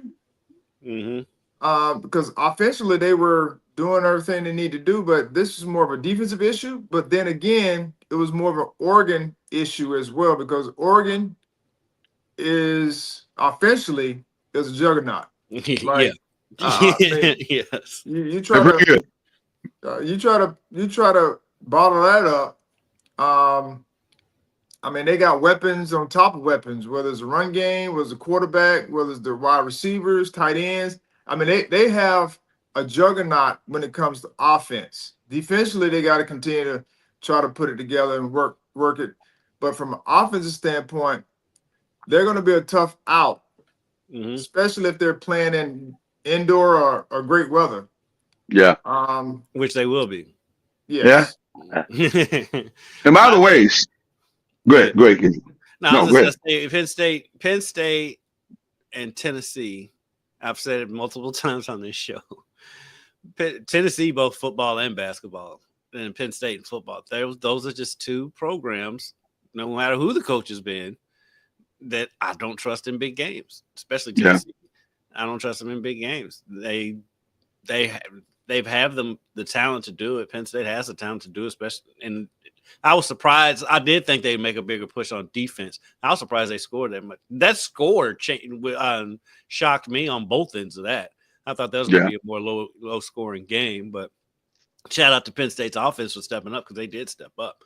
It's just, I don't know what it is, but those two programs, when it comes down to big games, I don't trust them. Well, I'll tell you who I do trust on Penn State. Shout out to number 44, Tyler Warren. That kid probably played himself way up the draft board. He is the tight end. He is a huge man. He'll be playing. And he looked fantastic. He'll probably stay in the state of Pennsylvania because the Eagles are going to need a tight end next year. The Eagles, they get everybody. So it would not surprise me if Howie Roseman got Tyler Warren for sure. It doesn't amaze me how well they draft. They draft very well. And then, of course, the best game of the weekend in college sports was Clemson SMU. It's funny. Clemson has basically played the last 4 or 5 games of the year exactly the same way. They come out on fire in that first half, and it looks like they're going to run away with the game. And then slowly but surely, they start Clemsoning. They start Clemsoning the game away, and the team comes back and makes the game. And some of those they've won, and others of those they've lost. And this one, I want to give Kevin Jennings a lot of credit and SMU a lot of credit for battling back in this game because that first half they couldn't get anything going right. And Kevin looked. I think the moment overwhelmed them. And that first half, and I think they just weren't prepared for the shock of all of that in that first half. And that second half, they looked settled. They looked like the SMU team we've been watching all season. Yeah, they fought back. Yeah, they fought back. They needed to do. I mean, they're in the championship game for a reason. They've been very good defensively all year. And it showed up in the second half, essentially, their defense. I mean, they had a strip sack early on. So I think Clemson's defense scored a touchdown. Yeah. To, within that 21 points that they scored in the first half. But I was just happy that SMU fought back, because that was their only saving grace for the playoffs, 1 and 2. It turned out to be a very good game, and it showed their character of their team and the culture that Coach Lashley is building there, which is good for SMU, but not sure how good it is for the ACC. SMU's coming. But I think what it does is it elevates, everyone else, because SMU being a newcomer of the ACC, that helps elevate the ACC. Because a lot of people saw them as a lower tier major, which I guess their conference was, in a sense. It wasn't in the Power 5, but they've made themselves into a Power 4 team over the last couple of years. Mm-hmm. Yeah, 100%. So they're going to be there in the end. To me, the ACC and the Big 12 are very similar Mm-hmm. in a lot of ways because you have good teams up and down the conference, like Yes. quality teams up and down the conference, and anyone can really win the conference, even though Clemson has won it, quite a few times here recently. But having SMU in the mix and some of the other teams going to be, fighting for that spot next year. And the Big 12 is, you don't know. Like, you just don't know. Like, the ACC and the Big 12 are so similar. And like you kind of root for each other, I think, at this point, because the SEC and the Big Ten is trying to form such a monopoly. They kind of keeping the ACC and the Big 12 in it just because they kind of have to, because there's so many teams. But you kind of root for each other, and that's the other thing that was irritating about ESPN this morning, talking about North Carolina's just going to come in and all of a sudden they can win the ACC. I'm like, hold on, SMU's coming. Right. SMU is not going anywhere. Louisville's building something over there with Brown. Clemson's still going to be Clemson. Miami's always going to be funny. And then Florida State's not going to be down forever. And so just to automatically say that, to me, just something you really don't know what you're talking about when it comes to the ACC. But I will say this, Kendrick. I will say this, Charlie. I think if ever there was a time for the ACC to band together and go try to force ESPN back to the negotiation table, it'd be now. You want to do that before. Belichick helps with that. You want to do that now before Belichick starts playing, because the lure of what he could potentially do. Because in year one, that's must see TV. Yeah, that's must see TV. You got to see what he's gonna do. Now, in year two, I didn't even think about so much. that. I didn't think about that, Lloyd, till you just said that. Belichick's good for the whole conference. 100%. That is must see TV. Now, for the whole conference. For the whole conference. Because of that contract. Yeah. They're going to be in demand. People are going to want to watch North Carolina football, at least this first year, to see what it's like, just like with Colorado last year. They're going to want to see what does it look like. And they're going to be ready to either jump on the bandwagon or ready to just kill them if they lose a game. Let's be clear. One college game that you can book right now is Duke versus North Carolina. To book that, you can write that in right now. That's gonna happen. Nick Saban and Bill Belichick standing on the same dais on college game day. Done. I mean, legitimately, depending on what week one looks like, that could be the first week. That could be the opening game. Exactly. So my thing is, go back to ESPN now and start having some conversations and see. Because if he starts losing, all bets are off. Right. But even then, though, people are going to watch this because they're going to want to watch a dumpster fire. So I do think, I mean, that is a leverage chip, but it also could be a leverage chip for North Carolina to go to the Big Ten. Well, also that too. Which is why the ACC needs to go do it now, because North Carolina has all the leverage right now. They can. Yeah. You don't think the SEC or the Big Ten would want North Carolina in there from a basketball and football perspective? That's a no-brainer. And a big shout out to SMU gambling on themselves, basically paying to be in the ACC. Now they're going to be a commodity because they're in that Dallas market. If they can be successful, I mean, the ACC low key probably backed into a good situation. I don't give the ACC himself any credit for it. Belichick coming and then SMU coming in and being an instant success in that Dallas market helps out a lot. 100%. To me, the other team that they should have been courting is Memphis. Yes. I think they need to add Memphis and UConn. Yeah, and Memphis and UConn for sure. And those West Coast teams, they should go to the Pac. Go back to the Pac-12. Go home. Go home. I can see that happening. Because To me, Stanford and it's Cal all added nothing. Well, they didn't add anything. They didn't add anything to the conference. Now in volley, if you want to say in volleyball they did, and okay, whatever. And Basketball. Stanford will in women's And basketball. basketball and will, right? But there's other programs that can. It's not that. move the needle. Yeah. But you add a Memphis and a UConn. Memphis is up. Now you look solid. Memphis Yeah. is solid in football. You already play every team in the ACC already plays UConn in football anyway. Right. That's a seamless transition. And UConn's basketball resume. I mean, to me, just a no-brainer. And they're on the East Coast. Like Right. Yeah. Yeah. And you're close. Exactly. In our BLEAV games, we got Packers and Lions, which ended up being an outstanding game. How about the Lions play the Packers last week and the Bills this week? Man, they got a rough down the stretch. They really do. Wow. It's a rough down the stretch.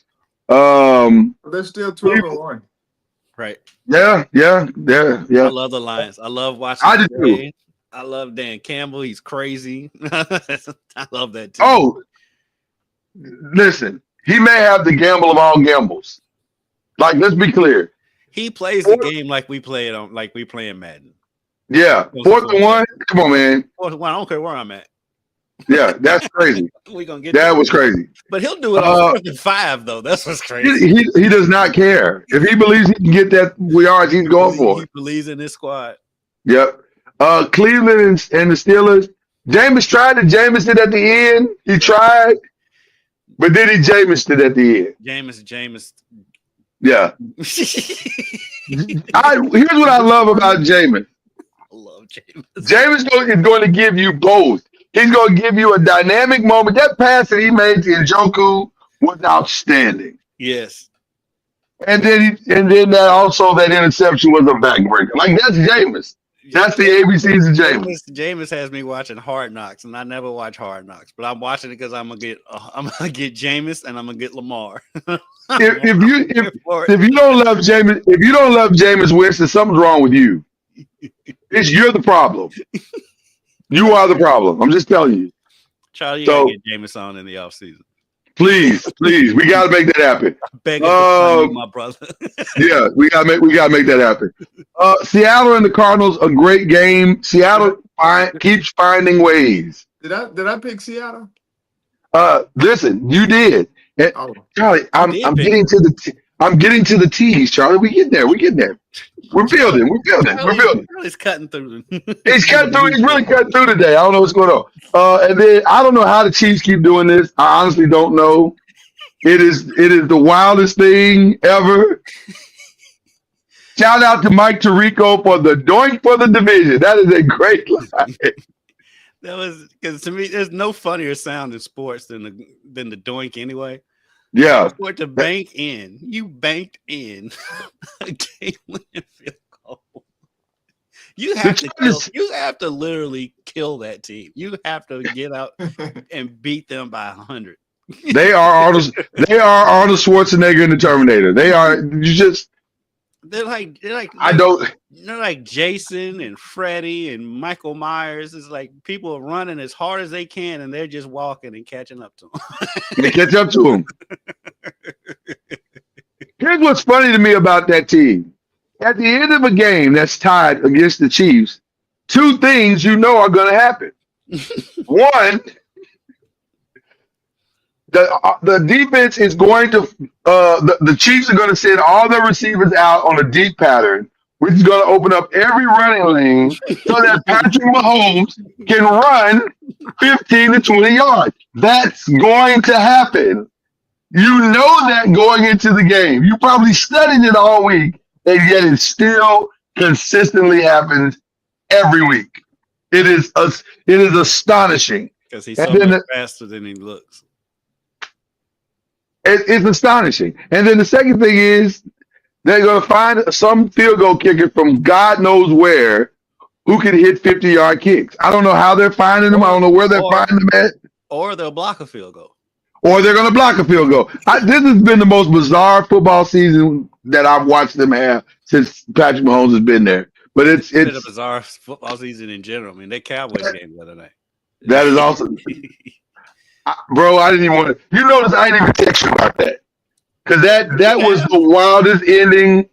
I was happy. One step closer to Genty, my brother. Oh my goodness. Listen, I've been saying I want him to lose the rest of the games. Charlie, I started a hashtag endure for Shador. Who is that for? For my Giants. Endure for Shador. I'm so angry. I'm so angry with the Raiders right now because they're better than this. Raiders, I need you to live up to your full potential. What are you doing? Antonio, my brother. They took up your hashtag. They are enduring what you're doing right now. Because it feels like they're not going to win another game. It really feels like they're not going to win another game. They are competing, though. They got arguably the best defensive end in the game. And they're terrible. And you don't want to leave either. Yeah. But I'll say this. Cam Ward is probably going to be our consolation prize, which is not necessarily a bad consolation prize. So I'm not so it ain't Shador, but listen, anything is better than what we had, I think. Right, so at this point, yes. At this point, right. Because Drew Lock is awful. Oh man. So they are so bad. I mean, they're so bad. Everybody keeps. At least the Jets have been competitive, and they do have. At least Aaron Rodgers has been going up 300-yard games, but the Giants, oof. No. Hold on. My guys have been competitive. My quarterbacks have been bad. They've been awful. Just awful. But my guys, they almost won the game this weekend. Now, only us can have a field goal blocked on the 10-yard line, but whatever. We don't want to win these games anyway. It's fine. All right. This is therapy. So that leaves us with final records. Charlie with third place, 110 wins. Last place. Well, only because there was only 3 of us. That's the only reason. Congratulations. Yes. Kendrick had a first place. Well, don't worry about that, Charlie. It's not. Let's just say it was a good hard for all of us. The math still doesn't math on any of this. That works fine. You know what? You know why it doesn't work for you? Because you don't believe I came back and caught you, but I did. No, that's not what's getting me. What's getting me? We had the same amount of wins, but Charlie and I have 2 more losses. Because I had 2 weeks where I didn't lose a game. So you won by and I won the BLEAV. You won the tiebreaker? Yes, I did. Is that what it is? So okay. Yes. I have 2 less losses. I'm not questioning. I'm just You're questioning because it hurts, and I get it. No, I'm not questioning the validity. I'm just questioning. So the scriptures are correct. You can't be last to first and first to be last. I'm just saying. It happens from time to time. Kendrick. Yes. Yeah. So that's my Seminoles next year. Wait a minute. Hold on, Charles. Hold on. My Seminoles. You don't even believe in your new free agent. Last to first. You literally just came on and said this morning you don't think this was a good. Like I said, he can improve. If he improves his passing, and then again, he may be a quarterback that runs for 1,000 yards and pass for 1,500 yards. I'm just glad my win could inspire your newfound optimism. Yeah, I appreciate that. Yes. Thank you. Yes, you are a beacon of hope. You're a beacon of hope, Lloyd. That's what I'm saying. That's all I'm saying. That's all I'm saying. I do it for you guys. All right. Next week we'll get into our picks because that'll be our last show, probably for the year, actually, because it's Christmas and New Year's and all that stuff. So next Thursday we'll make our uh, college football playoff predictions. Although I'll be honest with you, the college football playoffs have really killed it for me for the bowl games. Like I do not care about any bowl. Oh, they're pointless. They're Yeah, pointless. I don't care at all. Tyler Shuck is already declared for the draft. He's not playing. Well crafted letter, by the way. Yeah, Ja'Cory Brooks he said he's going to the draft, but he hasn't said whether or not he's playing. I'm going to go out on a limb and say he's probably not playing. I would think so. Yeah, he's a junior. Yeah. Okay. Then Jamari Johnson has hit the transfer portal. Really? Yes, he announced that yesterday. So That's I'll throw this, even though I know we've been on for almost 2 hours, and I hate to throw out another subject at the end of the show. Oh goodness. Let me pull the sign down. There you go. What do you think about playing the bowl games the first game of the season? Ooh. The teams that qualify that are bowl eligible, go ahead and give them those practices, because that's all the coaches care about anyway, is those extra practices at the end of the season. You don't really care about the game either. The game, because nobody's going to play in these games. Why would they? Yeah. But you play them at the first of the season, everybody's going to play. I think it's a fantastic idea. I've seen that I floating. think that's a fantastic idea. I can't take credit for it. I've seen that floating around. But Yeah. I do think that's a good idea that generates more excitement in the bowl games. They'll all be in at least not cold games. Some of them will be hot as hell, but they won't be. Here's why I think it's a fantastic idea. Number one, it saves the bowl idea, so that's cool. But Generates also excitement for the start of the season. generates excitement for the start of the season. It actually sends it into a fever pitch. But then here's the other part: we're clearly headed towards 16 teams. That's where we're headed. Mhm. That's the stopping point for this whole thing. So why not spend all of December into January doing that? Then, because here's what I don't like about what just happened with the CFP. The first 4 teams get a month to get healthy, Mhm. as opposed to the other 8 teams who will have to play and navigate all the way to that second round game. That is a tremendously unfair advantage. Well, But that's where we are. yeah. I mean, Yeah. the goal is being the first 4. I mean that. But it's Look hard at to be in the Ohio first. Because look at But it's Ohio hard to be in the State. first 4. Ohio State didn't even have to play in the Big Ten championship. Right, so they get next week. And it's hard to be in the first 4 when 2 of the first 4 spots are already gone before you ever even start. Maybe even 3. Like That's why I'm it's wondering how long is it going to be before Notre Dame makes a stink? Because the way that they've set up, they can't be above 5, so they have to play the first week of the playoff every year, regardless of what they do. which is why I think Change 6. that. They're going to change that. Which is why I think 6. Yeah, I think that's why I think 16 is coming.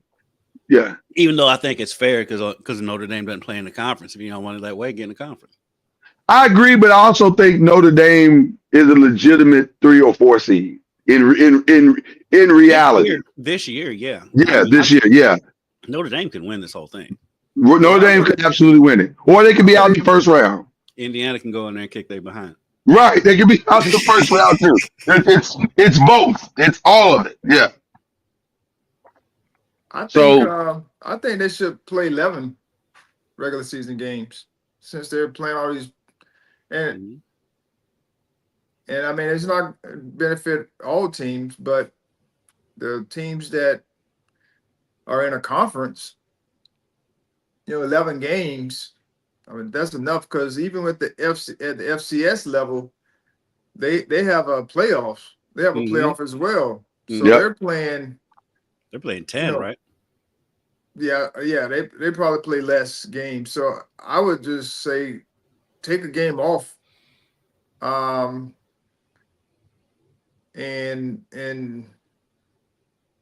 I don't know where that leaves revenue for the schools, but that's the thing is like these schools lose money on these bowl games anyway. Even in the old setup, they lost money on these bowl games. But that's why Kendrick's solution makes so much sense, because if you put it at the front end, those games are going to be sold out all across the country. And so now You go 11 games, then play 16 teams, then forget the conference championship. That's over. Just do 16 teams, reseed to 16. They ain't gonna get rid of those conference championships.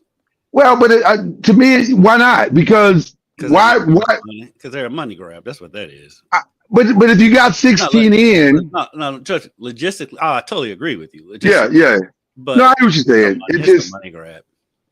There's no reason for conference tournaments in basketball. It's stupid, but it's a money grab. That's true. That's a good point. That's a great point. We may revisit this. That's actually a good topic. Because like Louisville's bowl matchup, Louisville versus Washington, in a normal season, that's a draw. But by them playing in El Paso, Texas on New Year's Eve at 2:00 in the afternoon, I do not care. I don't care. Not covered. I do not care. I'm sitting there mad because now I got to work New Year's Eve. Right. That's the part right there. So it's going to be interesting to see how this evolves over the next 3 to 5 years. But I think we're headed toward a grand overhaul of the entire thing. And I think that's as viable a solution as I've heard. Actually, 16 team playoff and play the bowl games at the beginning of the season. Start the season off all across the country. I'm all in. People from Louisville will go to El Paso, Texas in August. No question. You know, people will travel everywhere. The Rose Bowl on September 25th. Come on, man. That's good football. That's good TV. And it's beautiful in California around there. Yeah, that's a great weekend vacation right there. So, all right. Who are we shouting out, gentlemen? Who are we shouting out this week? I need to jump off here shortly. But, okay. We'll let you go first then. I have let's do it. One of my I'd like to congratulate or shout out Trace McGrady. Okay. He's partner for the Buffalo Bills. A minority partner, I think he is. Oh, nice. For the Buffalo Bills. T-Mac. So that's T-Mac. Isn't it him and Vince? Say again? I thought I saw it was him and Vince. Maybe I'm wrong about that, but I thought it's a couple of them.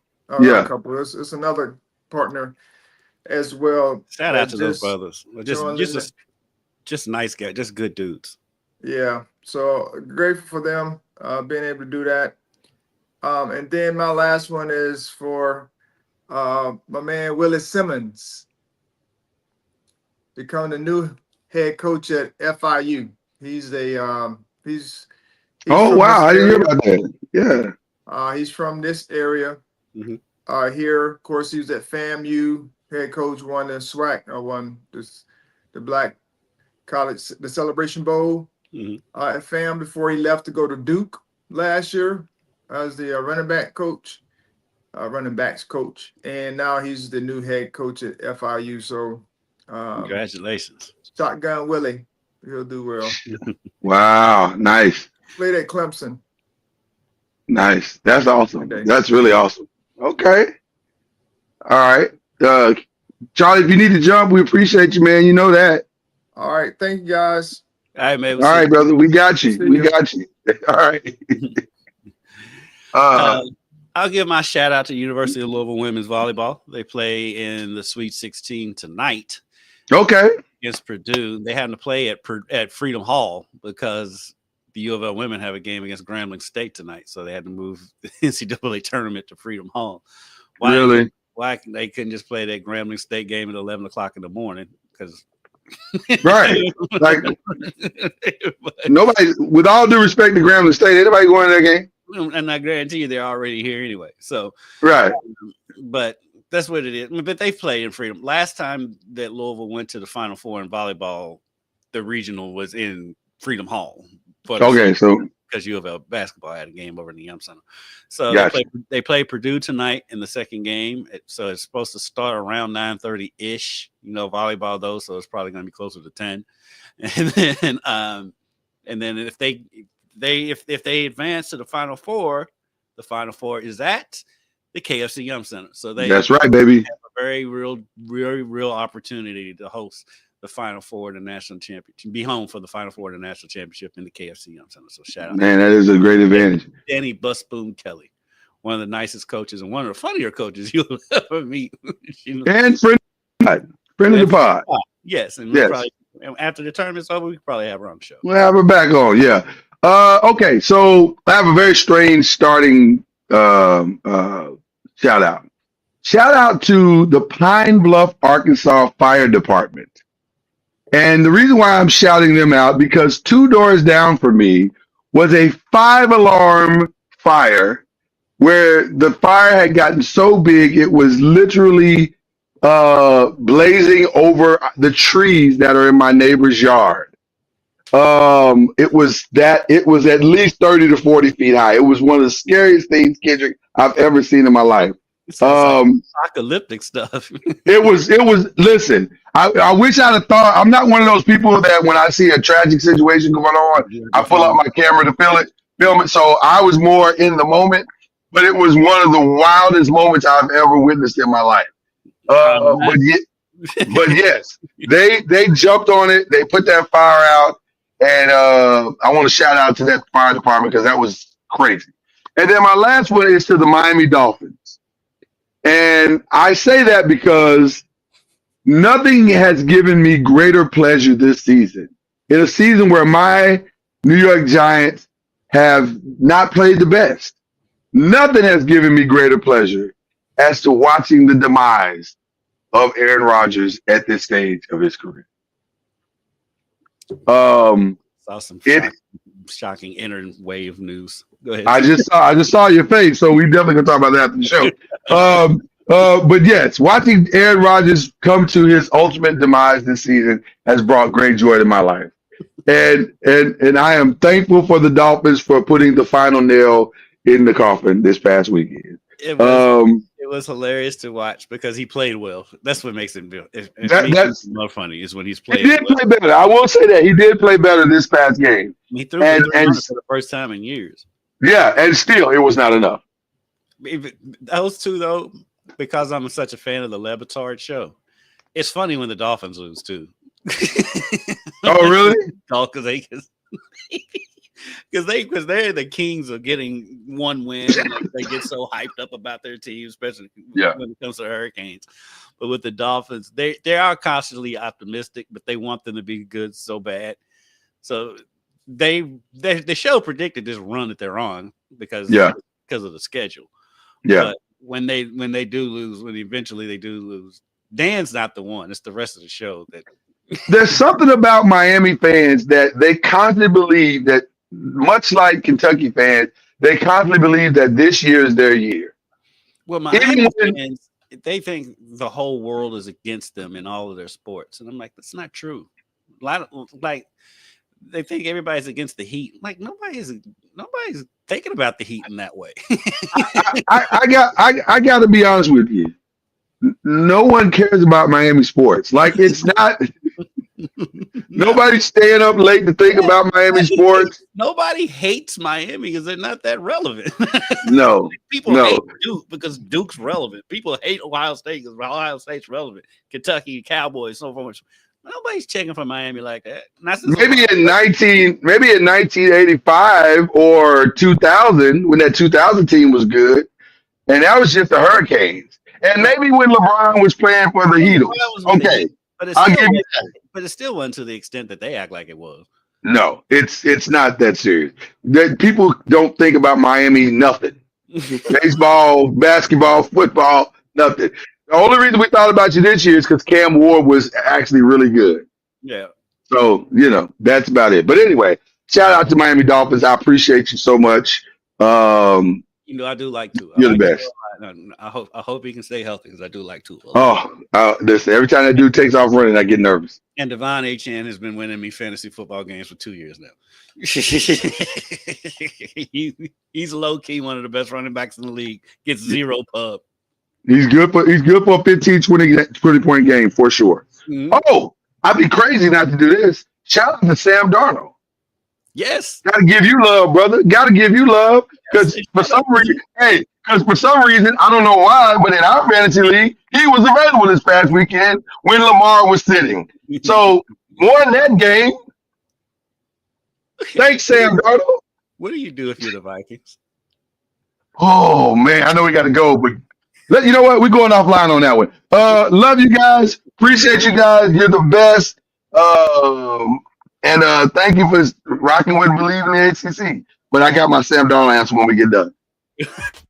You've been listening to Believe in the ACC with Charlie Ward, Lloyd Spence, and Kendrick Haskins. Please like, follow, subscribe, and share from the Noisemakers page on Facebook and on YouTube. And you can also listen to us on Spotify, Apple Music, iTunes, and wherever podcasts can be heard. And join us next time on Believe